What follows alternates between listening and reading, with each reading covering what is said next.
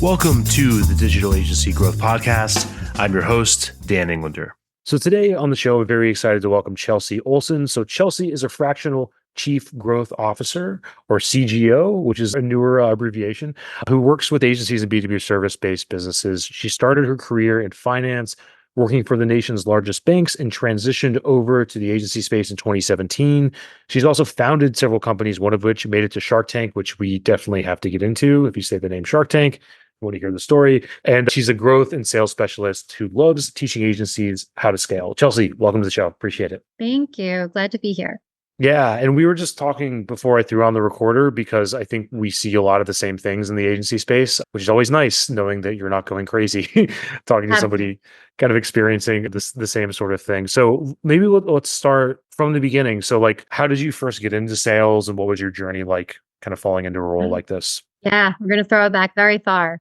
So I started my sales journey in 2004 when I became a sales manager of a female-owned gym. And I don't know why they trusted me at 18 to be a sales manager, but they did. And I ran that gym for a little while. And then I stepped into door-to-door alarm sales with ADP.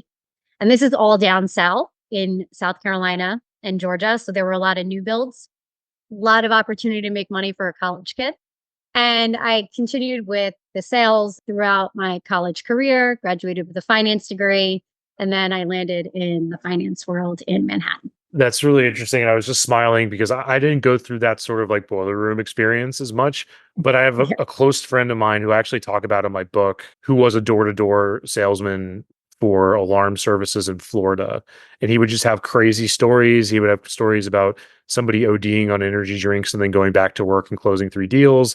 And he also said that they had a policy where they had to like make the installation happen the same day as the sale. Otherwise, people would like wriggle off the hook. So what was valuable about that experience? Like, what did you leave behind and what did you take with you now in a B2B consultative sales situation from that? Yeah, I would say it was one of the most impactful things for my career because rejection is real and it's a big thing that keeps people out of sale.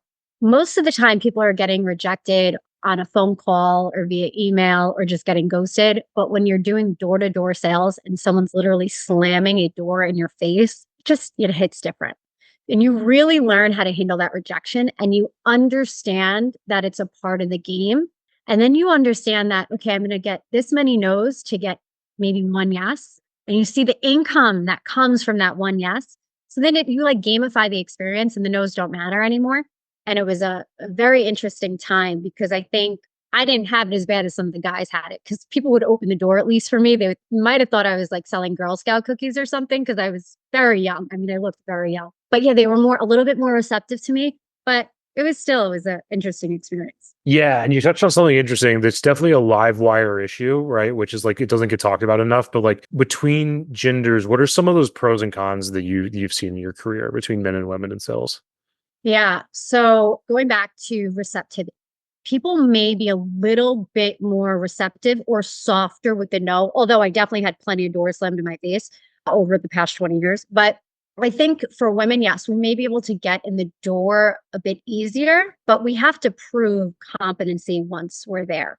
Whereas my male counterparts, they don't necessarily have that. Like I get asked questions all the time just to prove if I know what I'm talking about. And it was like that back then too, like it's just people assume the men know once they're in the door. With me, I had to continue to prove it. Yeah, that makes sense. And kind of zooming forward a little bit. So you've gone through this like boiler room experience. And then at what point were you founding a company? Like, how did that come about? So I was always a little entrepreneur. Even as a kid, I always had lemonade stands and would be asking my neighbors to clean their cars. I liked money. I always liked money and I liked autonomy. So in college, I started on the side a cleaning business and it did really well. So I was doing some house cleaning and I did that for a while.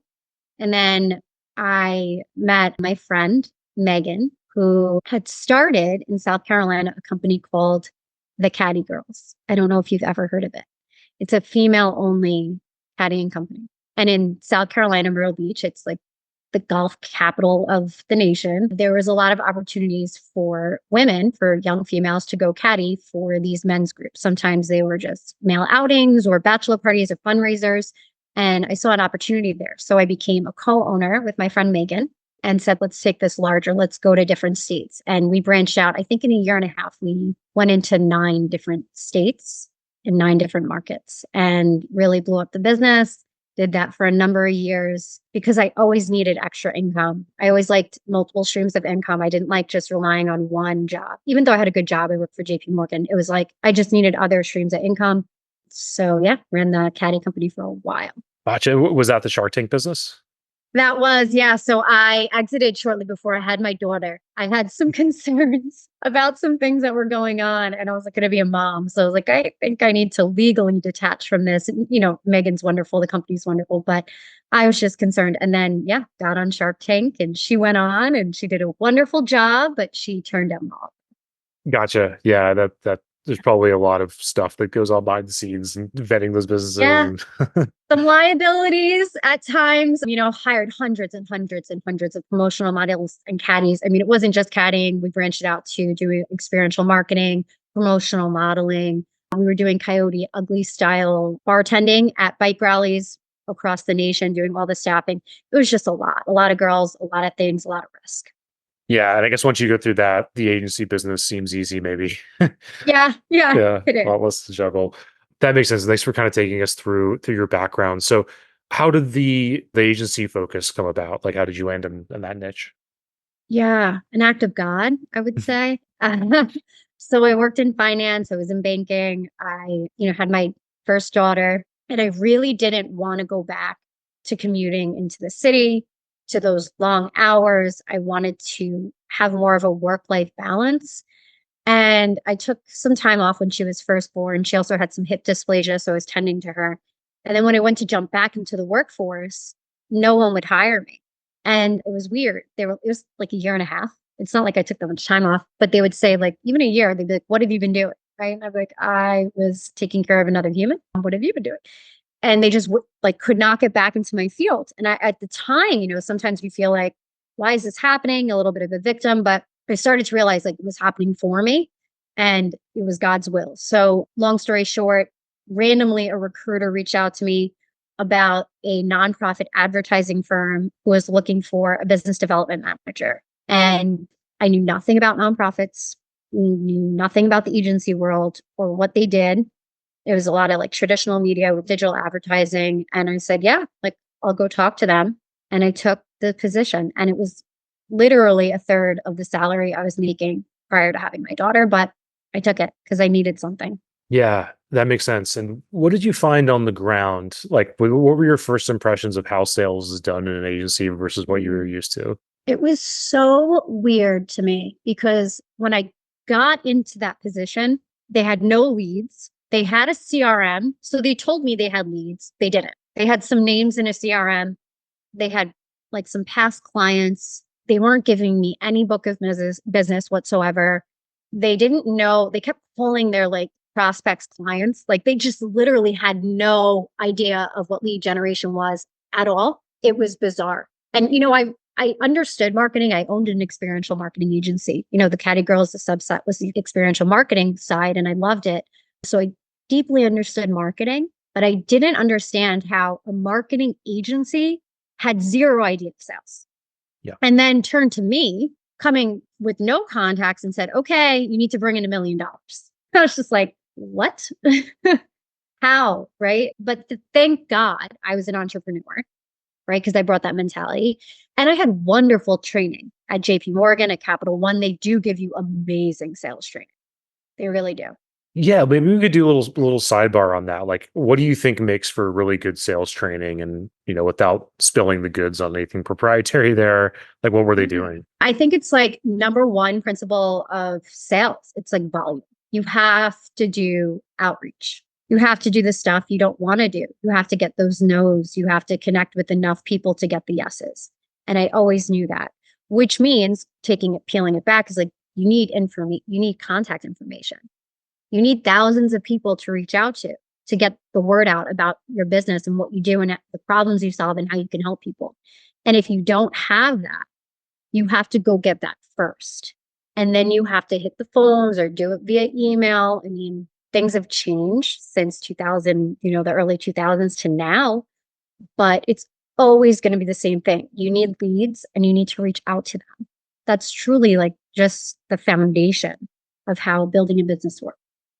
Yeah, definitely agree. I think with that in mind, a lot of the times what we see is like it's the classic book Who, right? There's like a lot of people solving what problems when they need to solve who problems first. What's been your experience with that? Like, how do you see agencies typically answering the who question? And what do you think a better way might be? Oh, this is a hard question. So I think with agencies, it's all different. For me, when I look at a lot of agencies, they operate more on like word of mouth and referrals. They don't even understand this like who or what thing you're talking about, right? Like they're very much ingrained in like, I want to say this carefully, an egoic sense of we're the best and you should just work with us. And word of mouth, like we should just be attracting because of all the great work we do, we should just be attracting all this business. It doesn't even go that deep to who and what. Yeah, I think that's interesting. I like that the egoic sense of we're the best. Yeah. And I think like a good barometer for that or a good indicator of that is like 90% of agency sites are all written in first person. It's like we Oh, yeah. this, we that versus like here's why you're here, here's the stuff you might be going through, which is interesting because if you go on like landing pages for any other product or service, it's all Hmm. second person almost. Except for True. Facebook, there's rules you can't do that, but it's still like essentially second. Yeah. Yeah. That is true.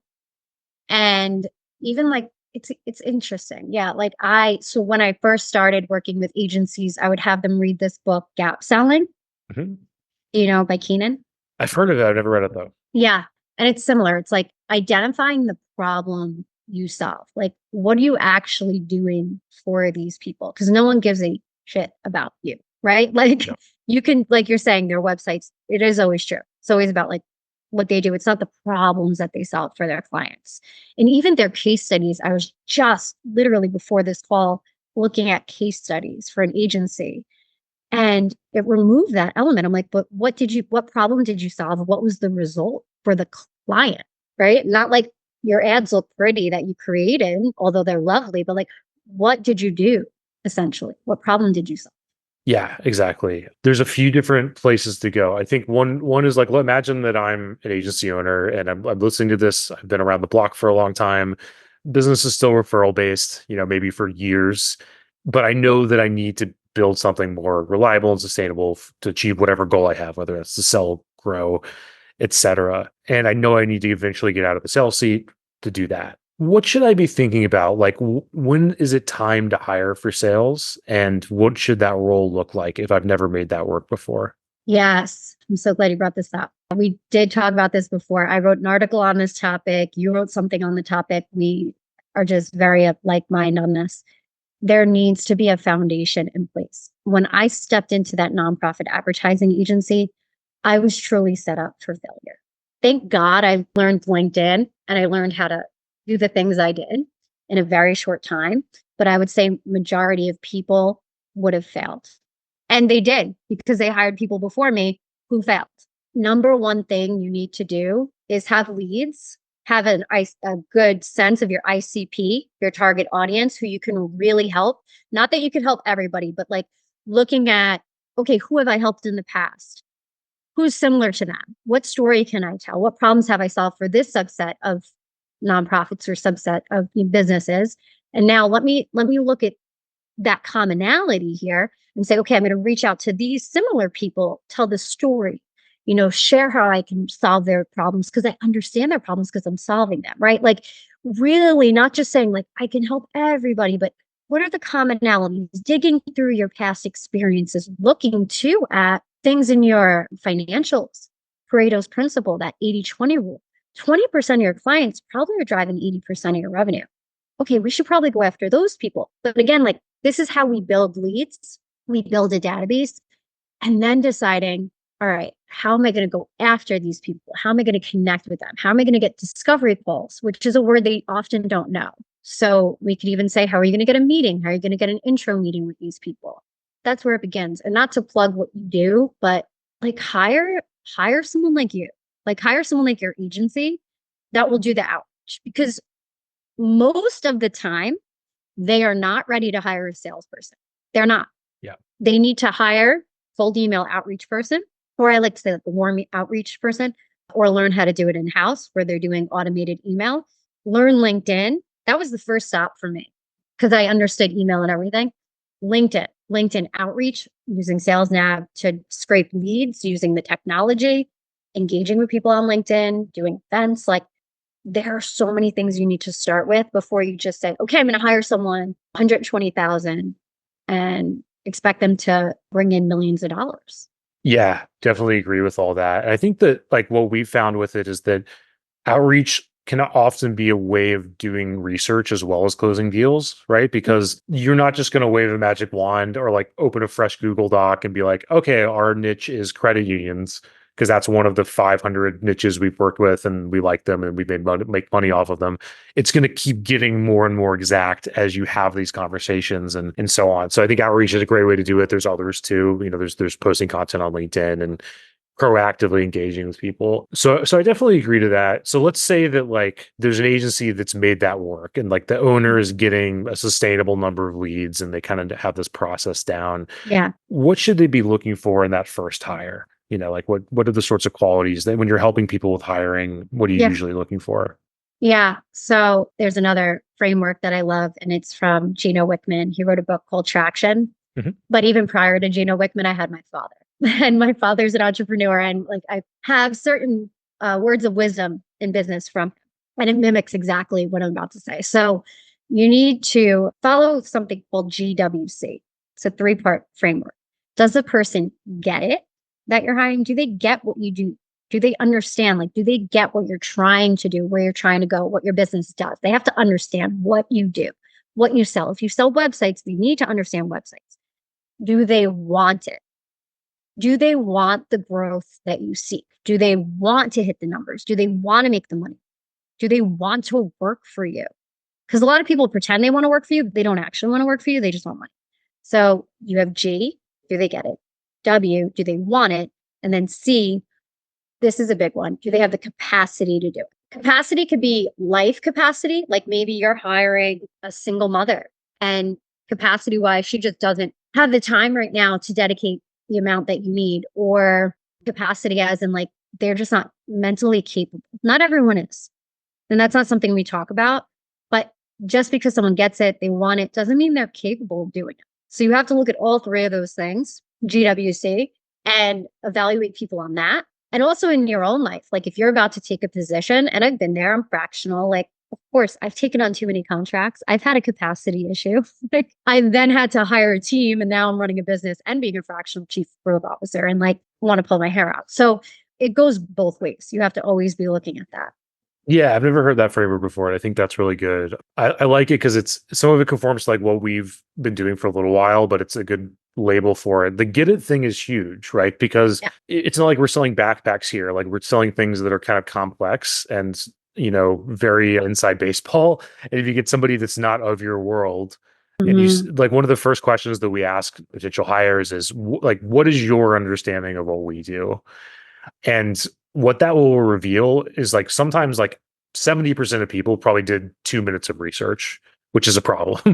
And Yeah. then the other 30% are going to have different interpretations of what it is from the outside looking in if they're not like of our specific niche, which I found to be big. I think with the wanted thing, that's interesting because like with sales roles, they probably should be motivated by money, I guess, to some degree, but Mhm. it can't be the only thing. Let's pause there. Like, what are some of the questions that you like clients to ask or that you ask in your process to kind of like suss out the get it and want it aspects? Yeah. And I want to go back to get it because I just posted on LinkedIn about this and it blew up. I had over like 500 likes, 100 something comments. They don't necessarily need to get it on day one exactly what you do, right? Because I think you can hire people who are very successful in other industries and bring them into yours. I'm living proof of this, right? Like I have a finance background, commercial real estate, lending, came into this agency space and crushed it. So it can happen. Do they have like a mental capacity to get it? I think is important, but do they get it kind of like what you're trying to build, where you're trying to go? Because you can train somebody. Like I worked fractionally for an agency that was full service and they did everything. And they did a lot with websites. And I don't have a tech background. I found myself on a lot of discovery calls and pitch presentations talking about different web builders. And I mean, it got in the weeds. But with the proper training, I think within 90 days, anybody who has true capacity and like ability to learn will learn in 90 to maybe 120 days. And then you'll have a superstar salesperson. So I don't want to pigeonhole anyone and say, like, well, if they don't know your industry, they can't come in. Just be prepared to like train them and give them some grace and some time to learn. Yeah, with Wanted, I think it's beyond like money. I can't explain it. It's like they have to want to work for your company and have their, and this is something I failed at for a long time. Like I didn't always like want to work for the companies I was working for. I wanted money. There's a difference between like, oh no, I like this company. I like the people. Like I like their vision. I like their values. Okay, I want to be here. Yeah, I think that's big. And I definitely agree with not over indexing on industry experience thing. I think that's something Yeah. we see a lot with agencies is like they have experience in our niche, they have experience with agencies, and then all that stuff is teachable in a relatively short amount of time. The main thing is are the other qualities like the ones you're talking about. It's thinking about capacity a little bit. There's like a great Seth Godin line that's, I only have one rule for hiring. It's that I haven't worked with you until I've worked with you, basically. So he's big on test projects. And I think that with other roles, it's sometimes they can be easier to run test projects on. Like you're hiring a designer, great, go just do a test design, Yeah. we'll pay you. With sales, it's a lot harder because you can't really just throw a bunch of potential hires into your sales process. Mhm. Um, but do you have any ideas there? Like, is there anything that you've seen work well as like a test project for like a B2B consultative sales role? A test project. No, Yeah. honestly, because you have to invest in your people. This is a long-term investment. It's Mhm. not a designer. It's not a creative contractor. Even with me, fractional, it's more of a long-term commitment and it takes time. It's going to take time to train somebody on your business, to get that audit done. Even coming in high level like me, like, I have to do an audit on your company. I can't possibly do that audit for free in a discovery process. It will cost me so much money. So I have to come in, you have to learn. With sales, I think you need to interview well, right? Like do the interview and also trust your gut. And no one talks about that in business, but you have an internal guidance system. And 9 times out of 10, maybe 10 times out of 10, that internal guidance system is right. There's been times I've hired people and like I want it to work. I'm rooting for them, but like something in me is like, oh, this might not be the best idea. And then it always fails.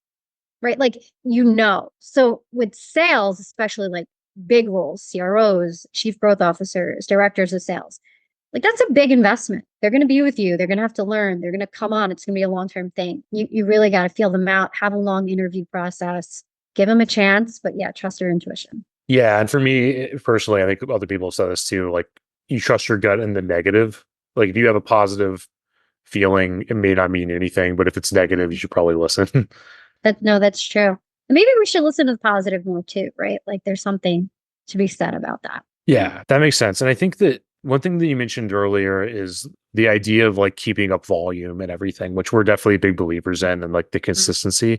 I think when a lot of agency owners might be hearing that though, they're like, well, we've niched down like you say we should. We're focused on B2B cybersecurity between X and Y size, and there's like 5,000 companies that fit these parameters. Like, how do you recommend clients sort of deal with that issue? Or it's like, okay, our total addressable market's small. We can't just have like somebody dialing for dollars all day. What's the right way to approach a limited market? So majority of the agencies I work with, I feel like they're in this situation as well. So there's account-based selling, which I'm sure you're totally familiar with, and there is an aspect to that. So it's not just one or the other. So on one side, we do need to do mass outreach. And you also need to remember it could be 8 to 12 decision makers on a deal, but it could be like 50 to 60 to 100 influencers of that decision. So you're not always going straight for the CEO. You think you know who you need to go after, but I can't even tell you how many times I'll get on the phone with a title because these titles are so weird. And I'll be like, oh, interesting. Like I'll look at their LinkedIn and be like, I didn't even know like that. And then they make the decision or they're like part of that decision, right? So you have to be less limited on who you're doing this automated outreach to. Personalize it, of course, find the commonality, personalize it with an AI tool like Line, get the emails going, and do that large outreach Now, then have your sales team or have your salesperson doing more of that like account-based sales activity where they're maybe of your top 100 and you're going right after them and you have 10 people in each org and you're doing some personalized outreach or maybe you're inviting them to roundtables. You're doing certain things, but it's not like one or the other, no matter how niche you are. Like there's some clients who maybe have 30 clients and that's it. And maybe only like 300 or 400 are technically buying in their industry. But it's still like you still need to be doing the same thing. Yeah, I think that's a really good point. I was just nodding my head because we've had so many clients that are like, who do we go after? Sometimes it's this role, sometimes it's that role. And Yeah. our answer is like, just don't worry about it. Go approximately the right place and then Yeah. have conversations and ask how they decide. You can ask questions of your prospects. There's nothing wrong with that. Because like especially once you start going after bigger companies, it's always different. And it Mhm. changes all the time. It's completely dynamic over how these big decisions are made. Smaller companies, it can be a little bit more predictable, but it's still Yeah. an issue.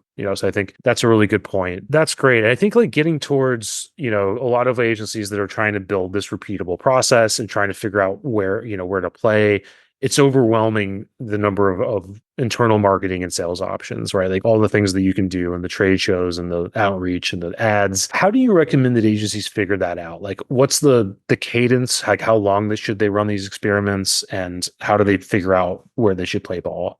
Well, they need to be patient with number one, realistic with their timelines.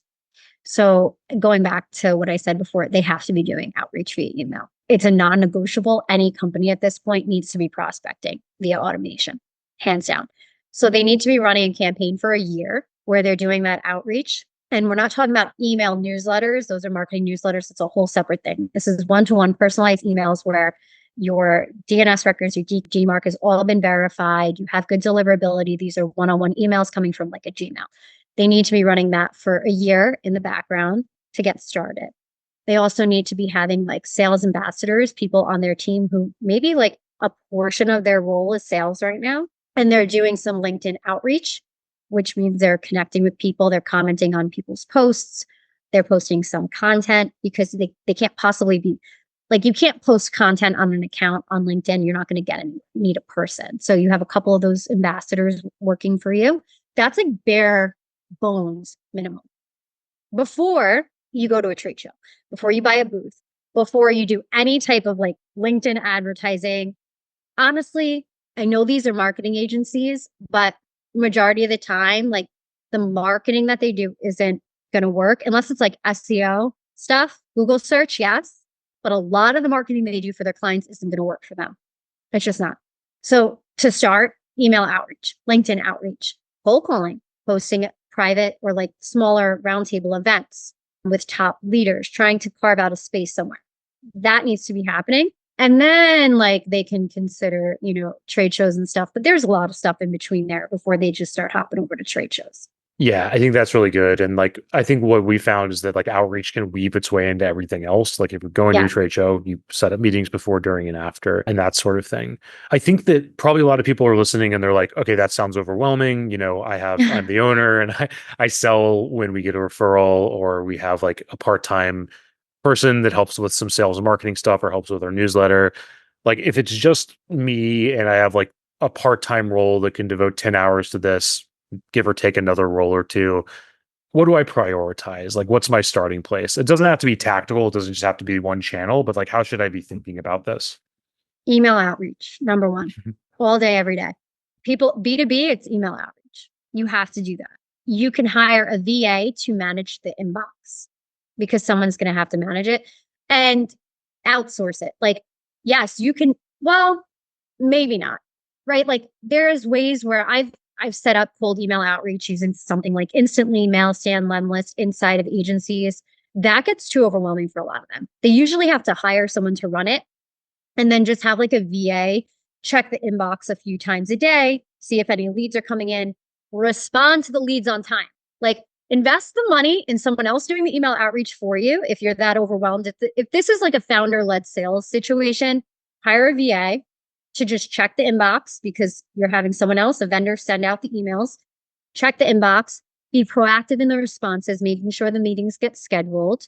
making sure that certain information gets acquired, like the cell phone number of the person that you set up the meeting with, because you want to make sure that you can text them and let them know that, hey, we have a meeting, and that they show up, right? Or if they don't, you can get on the phone and be like, hey, we have a meeting right now. Why aren't you here? Making sure that like there's a discovery call, a pre-meeting email sent out. Like these little things make such a difference. And a VA could do that with a few hours.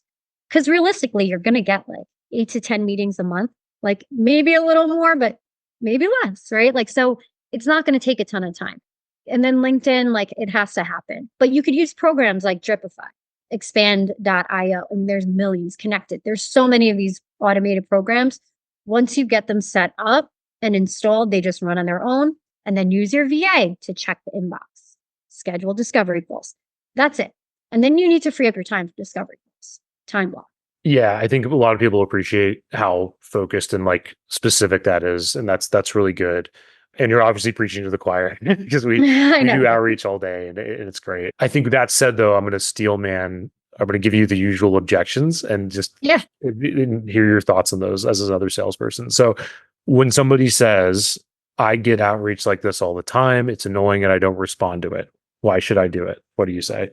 This like response literally pains me, but I hear it nonstop.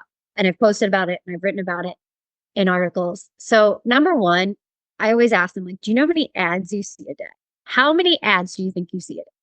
And the answer is 6,000 to 10,000 ads a day.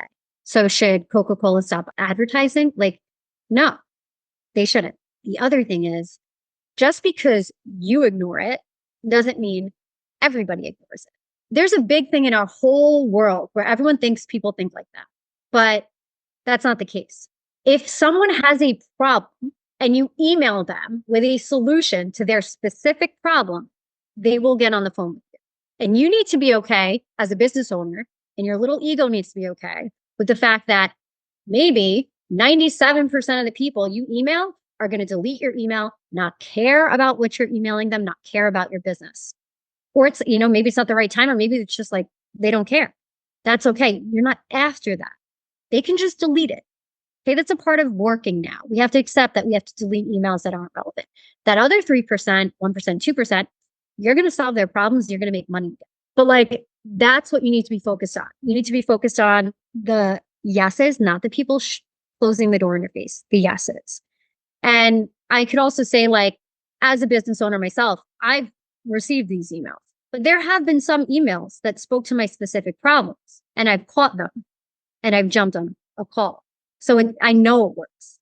Well, I also know it works because I've been doing it for how long, but like, and it works. But I mean, ultimately, like, just look at your own life as a founder and think, like, has there ever been one email I've read that piqued my interest? Yeah, exactly. And I think that another way to think about this is like you're almost doing proactive thought leadership a lot of the time. I mean, yes, there's Mhm. going to be people that the timing's right and you're ready to buy, they're ready to Yeah. buy. But a lot of the times it's like you're getting on these calls so that you can have a one-to-one audience so they can learn from you. And then later, you could do that in a more leveraged way. There's stuff on LinkedIn, there's webinars and all that sort of thing. But in the beginning, especially, I think that's really important. And another thing is that like I think the bar is so low for doing outreach well, right? Because like Yeah. everybody's trying to massively automate everything at all times that if you just put a little time and attention into it and into making it specific, the number of warm responses you get from people goes up massively. So I think that all Oh, makes yeah, sense. definitely. And people aren't as bothered by the emails as they think. And I agree with you. It's like if you're not willing to tell people about the good work you're doing, and like how you're not confident in the problems you solve and the solutions you offer, like aren't you so on fire about your business that you want to tell everybody that you can help them if you can? Like, to me, like, if you own a business and you solve those problems and you could be a solution and really help someone, it's actually your duty and responsibility to go spread that word. And the way you spread that word in this time and age is through email, LinkedIn, sometimes phone, and direct mail. That's it. That's all you got. You have 4 modes of transportation. Yeah, and I just wrote a piece about this, or maybe it's going to go live, but it's basically that like if your total addressable market is small, the likelihood of them finding you through content or ads alone, although that stuff's great, and we're doing that right Mhm. now, is less than if your market was massive. So if anything, it's like more of an argument that you should reach out to them tastefully and then doing it the right way, but like actually building the connection. Yeah. Yeah. And I can attest to this. I am a content creator. I'm a LinkedIn content creator. And I've never made a dime off of my LinkedIn posts, but I've made well over $1 million for myself and my clients using LinkedIn outreach. Yeah. That's Like huge. really let that sink in. Right. Yeah. And And then yeah. And I have engagement. I'm not like a LinkedIn person who doesn't have engagement. It's just, it doesn't work. yeah, I'd love to hear I know we're getting towards the end of the time, but I would love to hear your thoughts on that. Like to give you mine, I sort of feel like busy decision makers would, a lot of them would rather talk to somebody that understands their problems than just go through reams of content. It varies. Everyone's different. Some people prefer to do a lot of research first, but I feel like because there's so much noise and there's so much content at all times, like sometimes it's harder to break through there than it is just to have like a well-timed message. Yes, 100%. I think where the LinkedIn content comes in and content comes in general is a layer of social proof and credibility. So if I'm emailing you and I'm like, hey, Dan, I'm a fractional chief growth officer, I work with agencies, blah, you're like, who the hell is this person? Because I struck a chord with something I said in that email. Then you go to my LinkedIn and you're like, whoa, she has all these articles. Like she really knows her stuff. Okay, now I'm proving competency. And then you see people interacting on my posts and they're like, yeah, we love working with you. Here's the social proof. You have the recommendations, right? It's the same thing. Like that's the backup to the outreach. Just like I will tell an agency, your case studies and your website and all of that content you have is a backup to the outreach. It's the second step. So it's like you need that stuff too. That's alone, it's going to do nothing. Right. It's kind of like mid funnel or something to that effect sometimes. So Yeah. that all makes sense. So Chelsea, this has been awesome. Kind of getting towards the end of our time. Like, at what stage should agencies think about hiring fractional CGO, and how are you typically like working with agencies in the first 1 to however many months? It's different for everyone. And I know that's not what people want to hear. I have worked with founders who are transitioning from that position of leading sales to wanting to offset it. But usually there has to be some movement within their organization from their current employees, or we need to hire some people in. So if they're willing to do that, that's when they would hire me. And then for agencies that have been operating for like 5+ years, sometimes 3, depends how successful they are, but are making, 5, 6, 7 million and really want growth, actually want to grow, have somewhat of like a sales team-ish, or, the founder's still kind of involved-ish. That's when I think you really need a fractional chief growth officer to come in, because they just don't have this expertise and, also have a finance background. So it's like they are creative geniuses. They're wonderful people. They just don't have the know-how on the sales, business development, revenue growth side to take their business where it needs to go. And that's, I think, where fractional can come in. And even for agencies that are 20 million plus, like fractional doesn't mean that you're getting like a fraction of my effort, or, it's sometimes there's like a negative connotation with it. It just means like you're not paying me a W-2, my benefits, you dealing with all of that, right? So I'm a contractor. I get to come in, and it's something, it's something to explore, because a growth officer is looking at your marketing, your client success, and your sales. And when you're big, when you're going 20 million, you're going higher, you need someone overseeing all of that cohesively together. Yeah, that makes a lot of sense, and you're probably getting more experience the same time and knowing what's working and what's not. So Yeah. that's great. Chelsea, where can people go to learn more about you and get in touch and check out your content and so on? Yeah. So LinkedIn, although I knocked my content, go check out my content, my page on LinkedIn. And then I have a website, chelseaolsen.com. Awesome. We'll get that linked up. Chelsea, let's do this again. This is a lot of fun. Yeah. Yes. Thank you so much, Dan.